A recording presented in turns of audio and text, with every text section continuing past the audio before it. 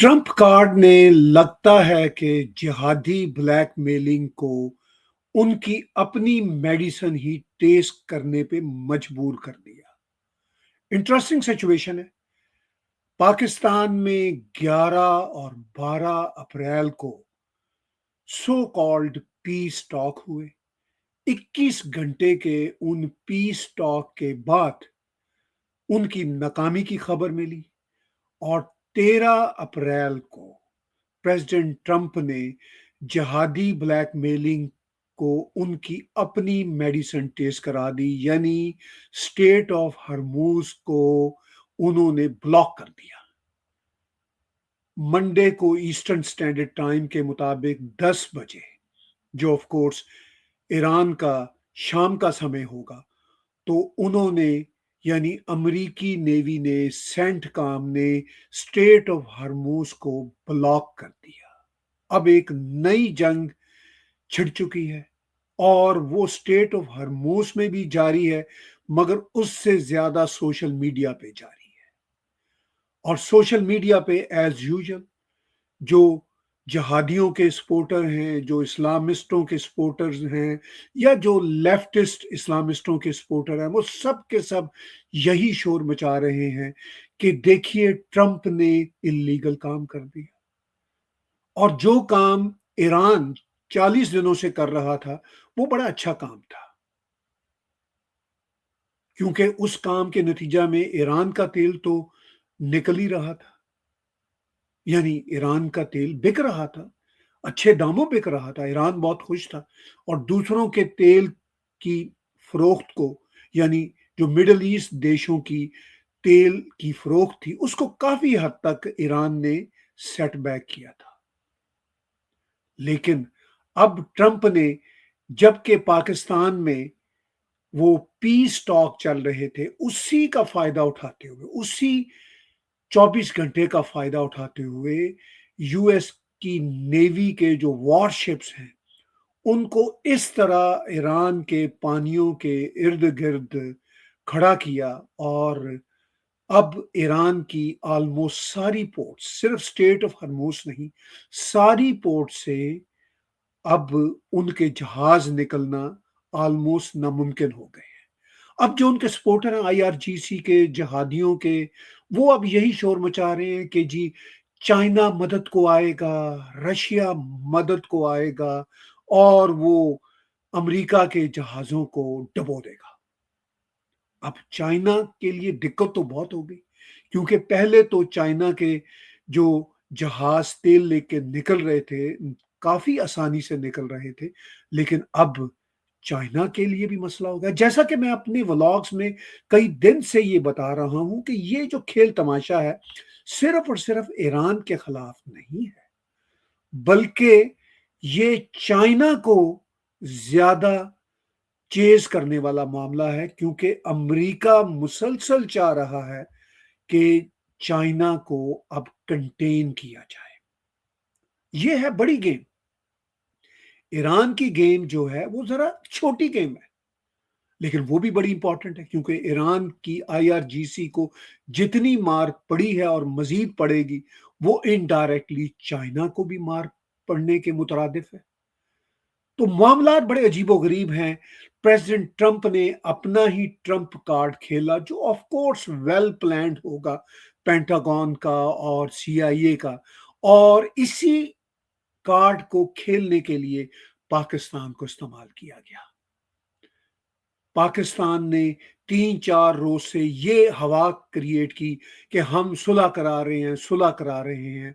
और JD Vance, of course vice president of the United states of America, ये कोई छोटा वाकया नहीं था कि वो ईरानी लीडरशिप से मिलने गए। ईरान के किसी डेलीगेट से अमेरिका के इस लेवल के डेलीगेट की 47 ईयर्स बाद मुलाकात थी।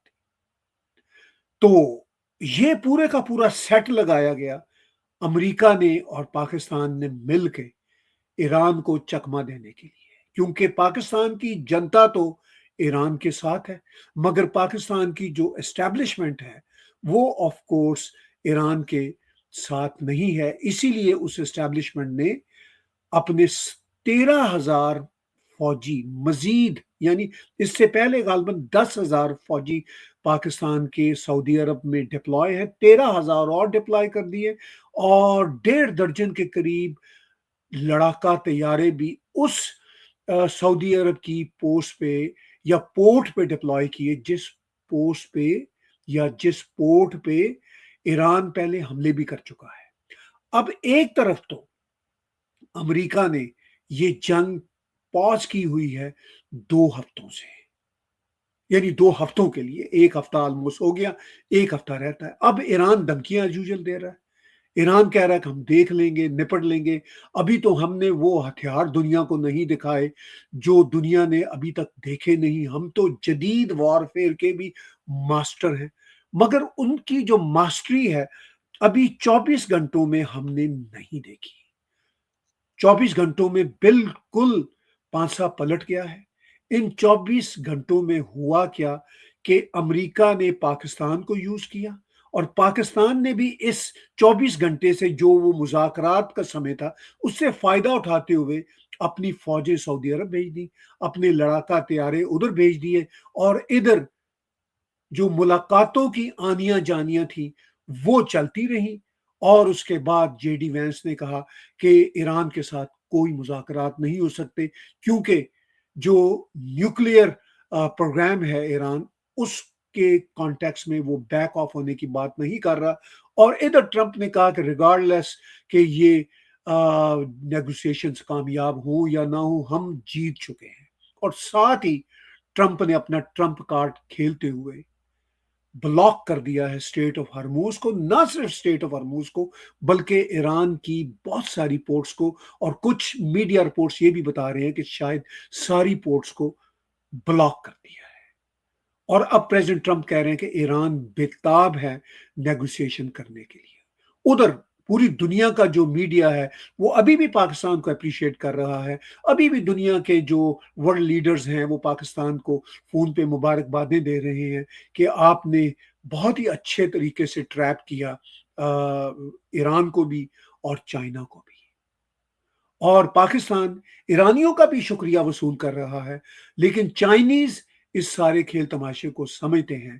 اور اب جو پاکستانیوں کا یہ خیال ہے، اسلامسٹوں کا یہ خیال ہے، یا اسلامسٹوں کے جو حامی لیفٹسٹ ہیں ان کا یہ خیال ہے کہ اب تو روس اور چین اپنے بحری جہازوں سے امریکہ کے بحری جہازوں پہ حملے کریں گے، اور یہ اسٹریٹ آف ہرموز کھل جائے گا۔ ادھر ایران کہہ رہا ہے کہ ابھی تو ہم نے اپنے جوہر دکھائی نہیں، ایسے ایسے جوہر دکھائیں گے کہ لگ پتہ جائے گا۔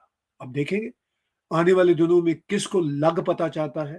ابھی تک کی جو سچویشن ہے، اس سچویشن کے مطابق لگ پتہ تو ایران کو گیا ہے کہ جو میڈیسن جہادی بلیک میلنگ کی انہوں نے ایجاد کی تھی، وہی میڈیسن امریکہ کے سینٹ کام نے بلاکیٹ کی صورت میں کر دی۔ اب ایران کی تیل کی جو شپمنٹ ہے وہ بھی نہیں جا رہی۔ ایران تو اس بات سے بہت خوش تھا کہ تیل کی قیمتیں اوپر جا رہی ہیں، اور پھر امریکہ نے تیل کے کرائسس پہ جو چھوٹ دے رکھی ہے، یعنی تیل کے کرائسس کے کانٹیکس میں ایران کے تیل کو جو چھوٹ دے رکھی ہے تاکہ تیل کا شدید کرائسس پیدا نہ ہو، تو ایران کا شاید یہ خیال تھا کہ ہماری گڈی چڑھی رہے گی۔ لیکن اب سچویشن ایران کے لیے بہت چیلنجنگ ہو گئی ہے۔ اب پتہ چلے گا کہ ایران اسٹریٹ آف ہرموز میں یہ جو امریکی بلاکیڈ ہے اس کو کھول پاتا ہے یا نہیں کھول پاتا، اپنی طاقت کے استعمال سے وہ کیا کر پاتا ہے۔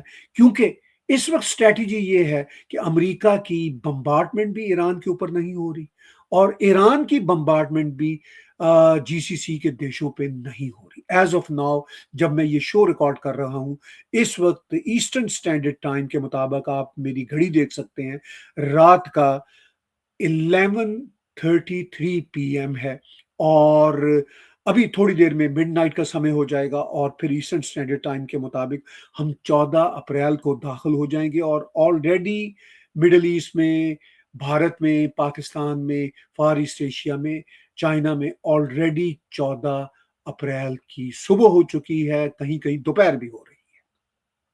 تو حالات یہ ہیں کہ جب میں یہ اپنا شو ریکارڈ کر رہا ہوں تب تک ऑलमोस्ट 18-20 घंटे ब्लॉकेड के हो चुके हैं या शायद इससे भी ज्यादा।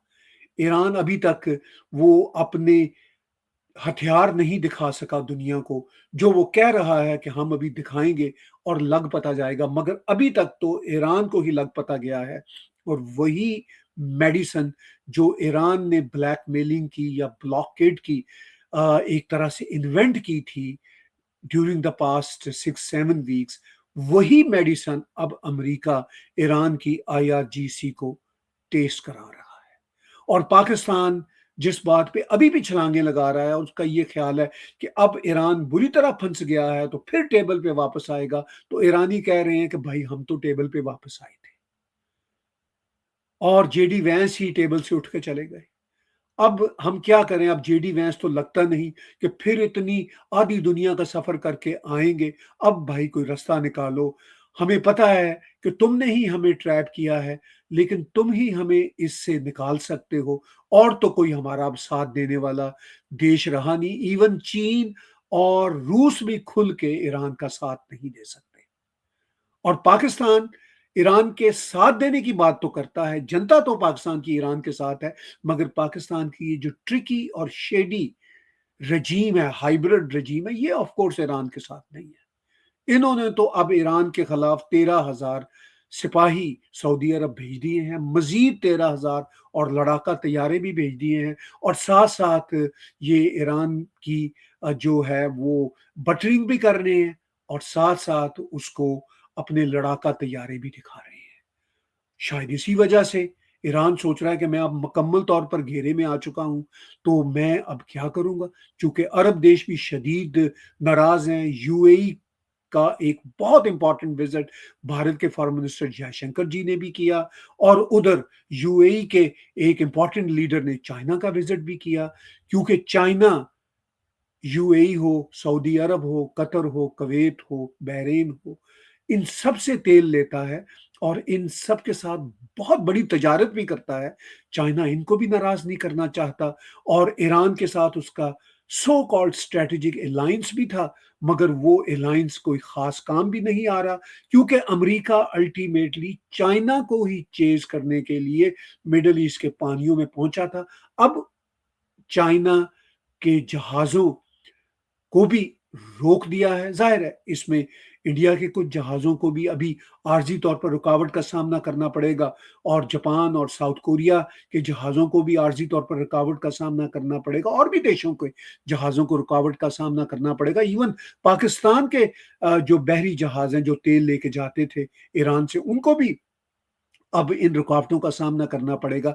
लेकिन अमेरिका ने अब ईरान को वही मेडिसिन टेस्ट करवाई है जो ईरान पूरी दुनिया को मेडिसिन टेस्ट करा रहा था, और उसका ये कहना है कि हमने तो दुनिया के जहाज़ों को रोका ही नहीं हुआ था, हमने तो सिर्फ अपने दुश्मनों के जहाज़ों को रोका हुआ था, यानी अमेरिका के और इसराइल के। हालांकि ना अमेरिका की कोई शिपमेंट स्ट्रेट ऑफ हरमूज से होके गुजरना होती है, और ना शायद इसराइल को कोई इतनी जरूरत होती है। इसराइल भी अपना तेल जो है वो बाहर से, कतर वतर से और रूस से ब्लैक तेल की सूरत में ले लेता है।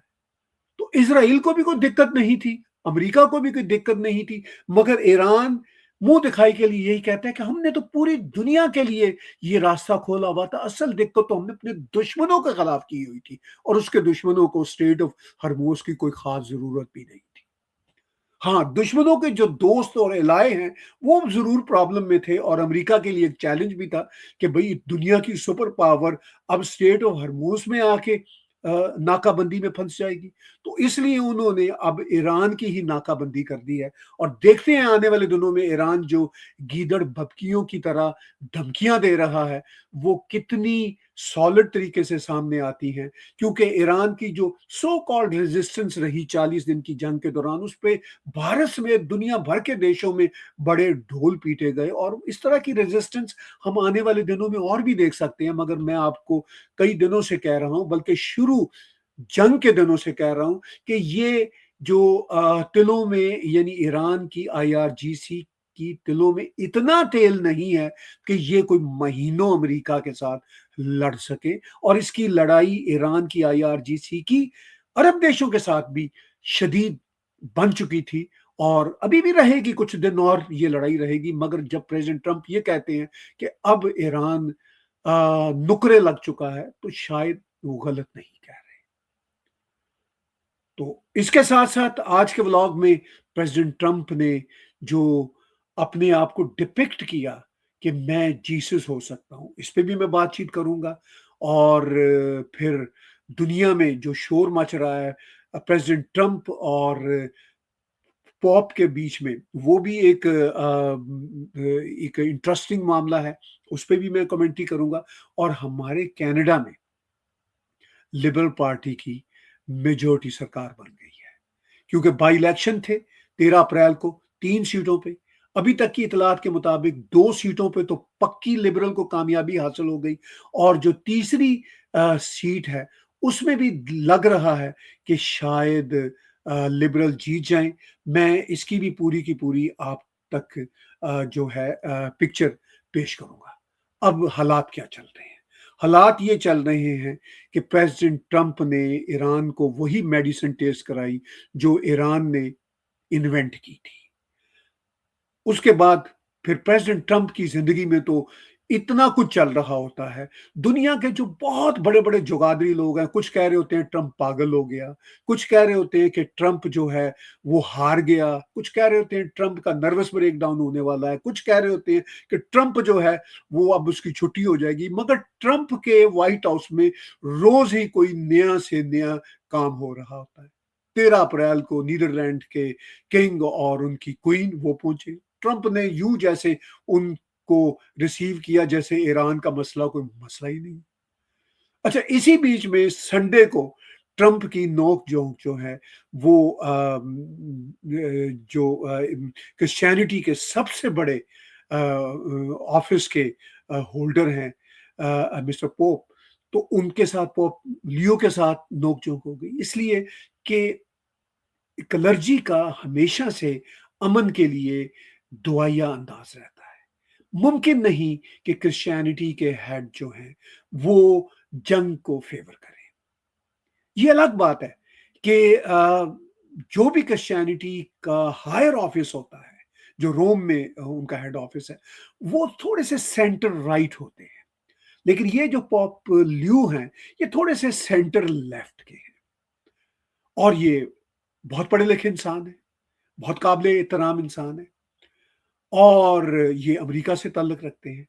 پریزیڈنٹ ٹرمپ کے ساتھ ان کی نہیں بنتی، لیکن یاد رکھا جائے کہ امریکہ کے چرچ پریزیڈنٹ ٹرمپ کی بیک پہ ہیں، بہت بڑے سپورٹر ہیں امریکہ کے چرچ، اور امریکہ کے جو بہت زیادہ چرچ ہیں وہ مسٹر لیو جو اس وقت پوپ ہیں ان کے کوئی بہت بڑے حامی بھی نہیں ہیں، کچھ امریکہ کے چرچ ان کے حامی ہیں اور کچھ چرچ ان کے حامی نہیں ہیں۔ تو president Trump himself is backed by American church, even Canadian church, یہاں کے جو کنزرویٹو چرچ ہیں وہ بہت پریزیڈنٹ ٹرمپ کو چاہتے ہیں۔ اور میں آپ کو بتاؤں کہ میرے ایک بہت بڑے چرچ کے ایک ون آف دا لیڈر، میرے ایک پرسنل دوست ہیں، وہ کچھ مہینے پہلے کسی گیٹ ٹوگیدر میں ان سے ملا، تو میں نے ان کو چھیڑنے کے لیے پیار سے کہا، میں نے کہا سر مسٹر ٹرمپ کی جو ڈیلیورنس ہے اس پہ آپ کیا کہیں گے؟ انہوں نے کہا کہ وی لائک ہیم، جس طرح انہوں نے وینزویلا کا معاملہ کیا۔ انہوں نے کہا مگر ایشو کیا یہ ہے؟ ایشو یہ ہے کہ ہم چاہتے ہیں کہ ٹرمپ اپنی زبان پہ کچھ قابو رکھے۔ تو یہ مسئلہ ٹرمپ کے جو سپورٹر چرچ ہیں ان کو بھی ہے۔ تو ٹرمپ صاحب تو پھر ٹرمپ ہے۔ اب ٹرمپ نے تو کہہ دیا کہ یہ جو پوپ ہیں یہ تو بڑے ہی لبرل ہیں، ان کو خارجہ پالیسی پہ بولنا نہیں چاہیے، ان کو باتیں نہیں کرنی چاہیے، اور اس پہ پھر جو مسٹر پوپ ہیں انہوں نے اپنی رائے کا بھی اظہار کیا۔ انہوں نے کہا کہ بات یہ ہے کہ میں پالیٹکس میں نہیں آنا چاہتا ہوتا، نہ یہ میرا منصب ہے، لیکن بہرحال میں بات تو کروں گا۔ تو اب دیکھیے انہوں نے جو بات کی جو سوشل میڈیا پہ کوٹ ہو رہی ہے، انہوں نے کہا I have no fear of the Trump administration or of speaking out loudly about the message of the gospel, which is what I believe I am here to do and what the church is here to do. بالکل pope لیو نے یہ بات ٹھیک کی ہے کہ یہ ان کا کام ہے، اور ٹرمپ کہتے ہیں کہ میرا یہ کام ہے کہ میں پھر رگڑا لگاؤں۔ اب مسٹر ٹرمپ نے کیا کہا؟ انہوں نے تو اپنے آپ کو جیسس کی شکل میں ڈپکٹ کیا اپنے ہی ٹروتھ سوشل پہ، اور پھر بعد میں انہوں نے اس پوسٹ کو ڈیلیٹ بھی کر دیا۔ اب یہ دیکھیے پریزیڈنٹ ٹرمپ جو ہیں وہ جیسس بن کے بیٹھے ہوئے ہیں، اور انہوں نے اپنے ٹروتھ سوشل پہ اس پوسٹ کو لگایا تھا جو اب انہوں نے ڈیلیٹ کر دی۔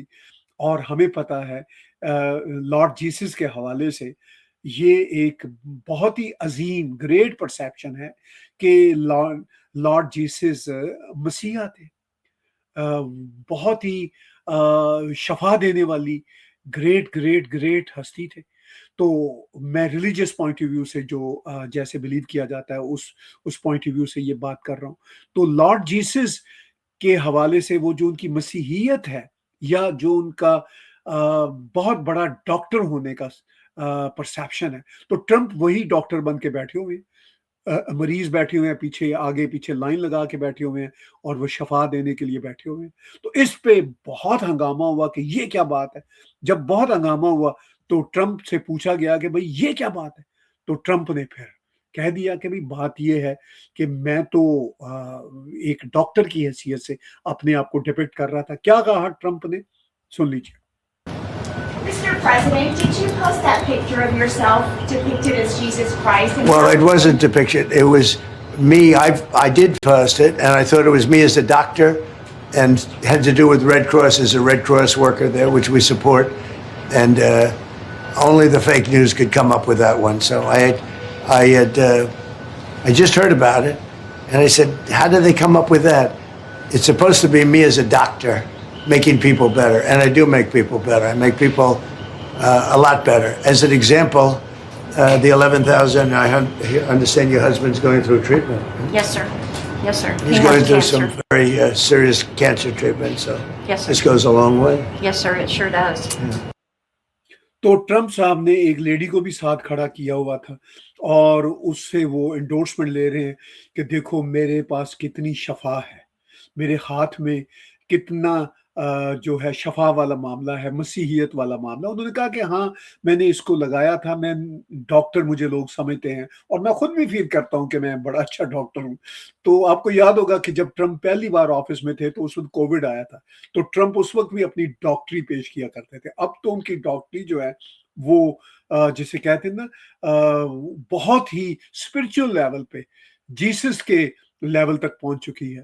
تو ٹرمپ کی آپ نے بات سنی، ٹرمپ کو کسی قسم کا کوئی پرابلم نہیں ہوتا۔ ایران میں جنگ ہو رہی ہے، بلاکڈ چل رہا ہے، پورے دنیا کے لوگ کہہ رہے ہیں کہ ٹرمپ پاگل ہو گیا۔ اچھا اس پہ بھی لوگ کہہ رہے ہیں کہ ٹرمپ پاگل ہو گیا۔ ٹرمپ نے اپنے بکھنڈ کرنے ہوتے ہیں، کوئی نہ کوئی اپنا جو ہے ناٹک لگانا ہوتا ہے، میڈیا کی توجہ حاصل کرنا ہوتی ہے، اور ظاہر ٹرمپ ایک انسان بھی ہے، وہ اپسیٹ بھی ہوتا ہے، وہ غصے میں بھی آتا ہے، اور ایک بوڑھا انسان ہے، مگر اس کی جو انرجیز ہیں وہ بے پناہ ہے۔ میں ٹرمپ کا کریٹک ہوں، میں شروع میں ٹرمپ کا زیادہ حامی ہوتا تھا، ابھی بھی میں ٹرمپ کا ٹوٹل کریٹک نہیں ہوں۔ کچھ چیزیں ٹرمپ اور کچھ کام ٹرمپ ابھی بھی ٹھیک کر رہے ہیں، کچھ کام وہ ٹھیک نہیں کرتے، کچھ باتیں بھی وہ ٹھیک نہیں کرتے۔ تو میں دونوں طرح سے جیسے فیل کرتا ہوں، اگر وہ ٹھیک کر رہے ہوتے ہیں تو اس کو انڈورس کر دیتا ہوں، اگر وہ ٹھیک نہیں کر رہے ہوتے تو انڈورس نہیں کرتا۔ میری انڈورسمنٹ اگرچہ اپنے ویورز کے لیے ہوتی ہے، میں کوئی کلیم نہیں کر رہا کہ میں کوئی بہت بڑی ہستی ہوں، آئی ایم نو بڈی، لیکن چونکہ میں جرنلسٹ ہوں، پترکار ہوں، لکھتا ہوں، تو اپنی بات تو کرنے کا حق رہے نا مجھے۔ تو ٹرمپ کے بارے میں جو بھی میری اوپینین اس کی جس ایکشن یا بات پہ ہوتی ہے، میں اس کو ایمانداری سے جیسا میں فیل کرتا ہوں وہ پیش کر دیتا ہوں۔ تو اب پریزیڈنٹ ٹرمپ نے تو یہ کہہ دیا کہ ہاں میں بہت اچھا ڈاکٹر ہوں، تو لیکن یہ بات طے ہے کہ انہوں نے ڈپکٹ کیا خود کو جیسس کی صورت میں، اور اسی لیے پوپ کے ساتھ ان کی جو ہے نوک جھونک بھی ہوئی، اور کافی وہ سلسلہ بھی چلا۔ تو یہ ہیں وہ معاملات جو ٹرمپ کے ایک طرف تو ایران کی ہی میڈیسن ٹیسٹ کرانے کے حوالے سے ہیں، دوسرا انہوں نے اپنے چرچ کی دنیا میں، چونکہ ٹرمپ کے پیچھے بہت بڑی کرسچن ورلڈ ہے، دے لو ٹرمپ، اور امریکہ کے، کینیڈا کے، یورپ کے بڑے بڑے جو کنزرویٹو لین چرچ ہیں وہ ٹرمپ کو بہت پسند کرتے ہیں، اور وہ سارے یہی کہتے ہیں. میرے کئی چرچ والوں سے بات ہوئی اور سب کا یہی کہنا تھا کہ وی لو ٹرمپ، بٹ ٹرمپ کا مسئلہ یہ کہ اس کا اپنی زبان پہ قابو نہیں ہے. اور ایران کے حوالے سے جو کچھ ٹرمپ کر رہا ہے، میں آپ کو بتاؤں، چرچ موسٹلی جو کنزرویٹو لین چرچ ہے وہ تو ٹرمپ کے ساتھ ہے. اور ایون جو ہماری جوش کمیونٹی ہے وہ بھی ٹرمپ کے ساتھ ہے، کیونکہ ایران کے جہادی مشن سے سب اکتائے ہوئے ہیں. تو یہ تو معاملات وہ ہیں. اب پاکستان کے حوالے سے جو وہاں پہ فیلڈ ٹاکس ہوئے، اس کے حوالے سے ابھی بھی بات چیت چل رہی ہے. پاکستانی ابھی بھی اس کو کیش کرانے کی کوشش کر رہے ہیں. انہوں نے ایران کو ٹریپ بھی کیا اور ساتھ ساتھ کیش کرانے کی بھی کوشش کر رہے ہیں، اور دنیا بھی ان کو سراہ رہی ہے.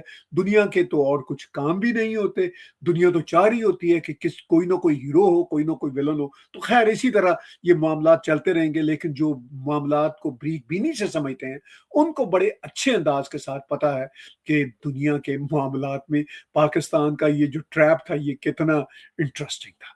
بھارت اپنے تمام تر یہ جو پیس ٹاک کی ریزرویشن تھی، ان کے باوجود بھارت کا بہت پازیٹیو ریسپانسیبل بیہیویئر رہا. لیکن جو یو اے ای کے ساتھ اور مڈل ایسٹ کے دوسرے دیشوں کے ساتھ بھارت کی بیک ڈور ڈپلومیسی، اور پھر جو بالکل فرنٹ فٹ کی جو ڈپلومیسی ہے، وہ یہ بتا رہی ہے کہ بھارت اپنا کردار ادا کر رہا ہے، اور بھارت کو کسی قسم کی دلالی کی کرنے کی کوئی ضرورت ہی نہیں ہے. تو اس لیے بھارت اس جھنجھٹ سے بالکل الگ تھلگ ہے. ہمارے کینیڈا کی بہت ہی امپورٹنٹ خبر، وہ خبر یہ ہے کہ لبرل پارٹی کی میجورٹی سرکار بن گئی ہے. اور میں تھوڑا سا آپ کو یاد دلاؤں، پچھلے برس 28 اپریل 2025 کو کینیڈا کے الیکشن ہوئے تھے، اور ان الیکشن میں لبرل نے 169 سیٹ لی تھی، اور 3 سیٹوں کی کمی تھی میجورٹی سرکار بننے سے. تو وہ اب میجورٹی سرکار 13 اپریل کو بن گئی ہے. کیسے بنی؟ 169 سیٹیں تھیں ان کے پاس، اور 3 سیٹیں اور چاہیے تھی. 4 یا 5 کنزرویٹو کے ایم پی ٹوٹ کے، یعنی فلور کراسنگ کر کے لبرل میں آ گئے. مگر اسی دوران 2 سیٹیں لبرل کی کم ہو گئیں، کیونکہ کرسٹیا فری لینڈ نے ریزگنیشن دے دیا اور وہ زیلنسکی کی اسپیشل ایڈوائزر بن کے چلی گئی. ایک بہت بڑی تنخواہ پہ. یہاں پہ ایم پی کی تنخواہ اتنی بڑی نہیں ہوتی، میرے خیال 2-2.5 لاکھ شاید ہوتی ہے رفلی. تو وہاں پہ وہ شاید کوئی 1 ملین کے قریب تنخواہ پہ چلیں گی. تو انہوں نے لات ماری ایم پی کی سیٹ پہ. اسی طرح ایک اور سیٹ تھی اسکاربرو ساؤتھ ویسٹ کی غالباً، جہاں پہ بل بلیئر تھے، انہوں نے بھی ریزگنیشن دے دیا، کیونکہ وہ high commissioner of Canada to UK بن کے چلے گئے. وہ ایک بڑی پوسٹ ہوتی ہے، ایم پی کی پوسٹ کوئی اتنی بڑی نہیں ہوتی کینیڈا میں. تو وہ وہاں چلے گئے. تو 2 سیٹیں کم ہو گئی، 167 ہو گئی. ایک سیٹ جو یہ جیتے تھے، ٹیری بون شاید کیوبیک کی ایک رائڈنگ ہے، وہاں سے یہ ایک سیٹ جو جیتے تھے وہ 1 ووٹ سے جیتے تھے.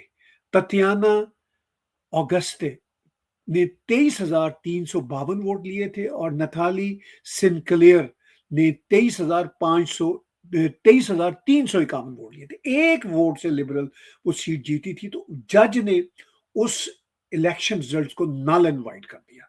انہوں نے کہا کہ بھئی 1 سیٹ کا یہ جو ہے معاملہ یہ بڑا گمبر گیری والا ہے، اور وہ سیٹیں گنی گئی، یعنی سارے ووٹ گنے گئے. تو انہوں نے کہا کہ نہیں، یہ الیکشن دوبارہ ہو. تو یہ الیکشن اب دوبارہ ہوئے ہیں.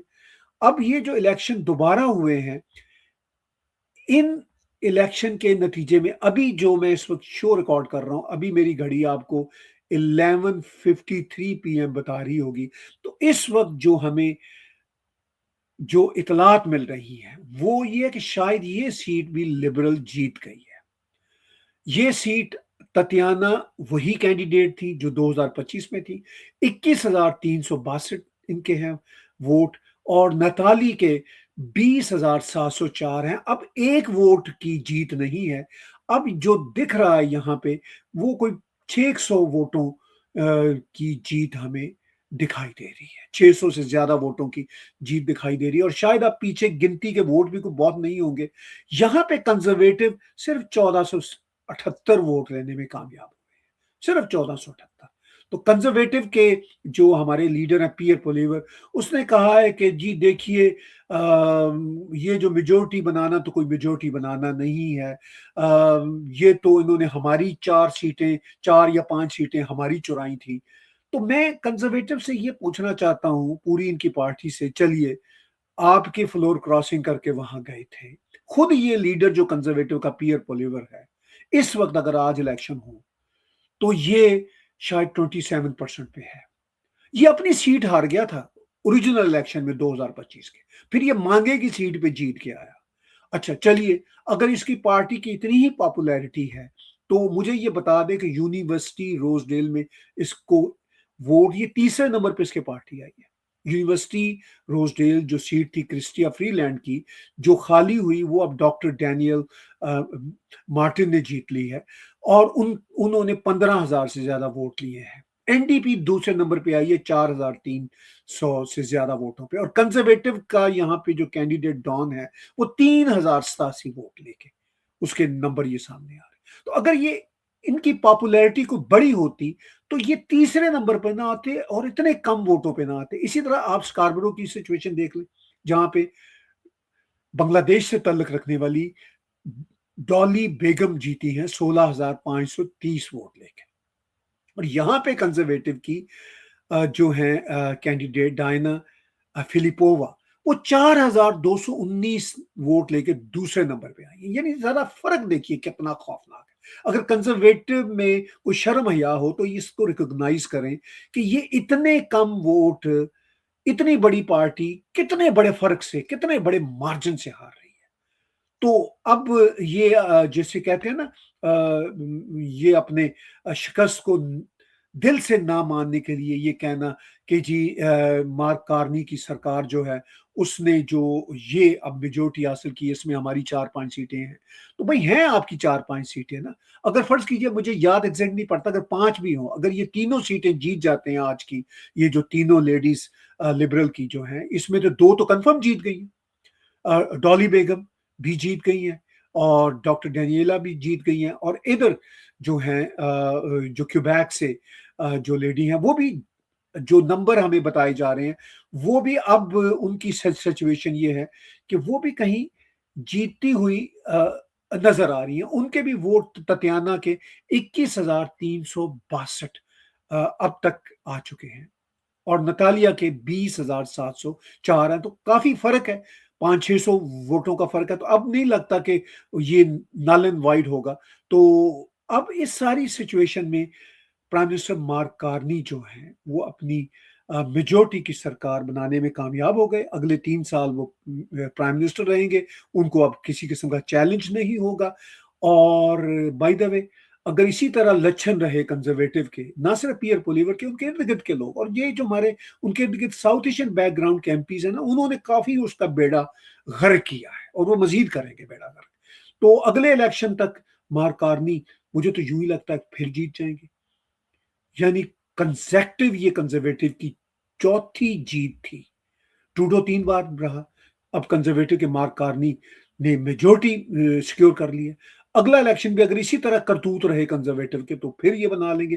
اور کینیڈا کے منظر نامے میں by the way mark Karni سب سے اس وقت مضبوط پولیٹیشین ہے, اور پیئر پولیور یا کوئی بھی اور ایسا پولیٹیشین نہیں ہے جو اس کا مقابلہ کر سکے. میں پرسنلی مارک کارنی کو ٹروڈو کے مقابلے میں بہت بہتر سمجھتا ہوں. مارک کارنی ایک اچھے پولیٹیشین کے طور پر سامنے آئے ہیں, حالانکہ وہ پولیٹیشین نہیں ہے بنیادی طور پر, وہ تو اکانومسٹ ہے, مگر وہ اچھے طور پر ایمرج ہوئے ہیں.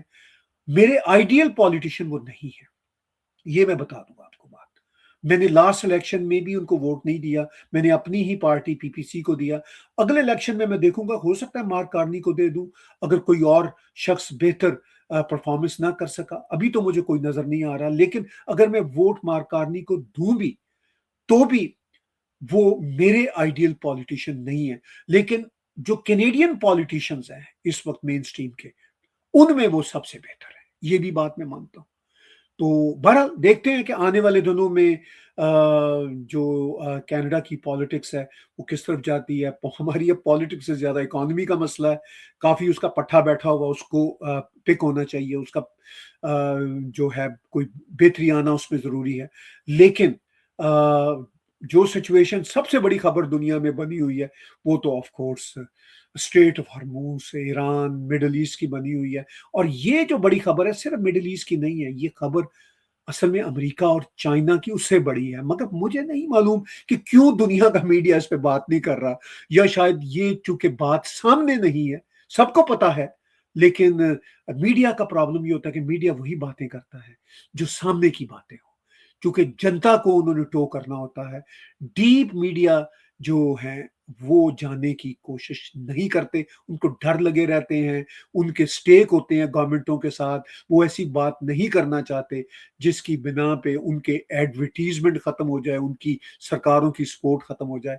तो मीडिया के लोग बहुत सुपरफिशियली आपको बिहेव करते नजर आएंगे, लेकिन हम जैसे जो इंडिपेंडेंट जर्नलिस्ट हैं, मैं आपको यकीन से कहता हूं, मैं अकेला नहीं हूं, मेरे जैसे बहुत से हैं, वो आपको जो है हर तरह की पिक्चर दिखाने की कोशिश कर रहे हैं। स्टे ट्यून्ड विद मी, और अगले कुछ घंटों बाद जो हम सिचुएशन देखेंगे, महसूस करेंगे और एनालाइज करेंगे, आपके साथ शेयर करेंगे। आपका कोई क्वेश्चन हो, वीडियो, ऑडियो या रिटर्न, आप मुझे +1 905 320 0906 पे भेज सकते हैं। बहुत बहुत शुक्रिया, बहुत बहुत धन्यवाद।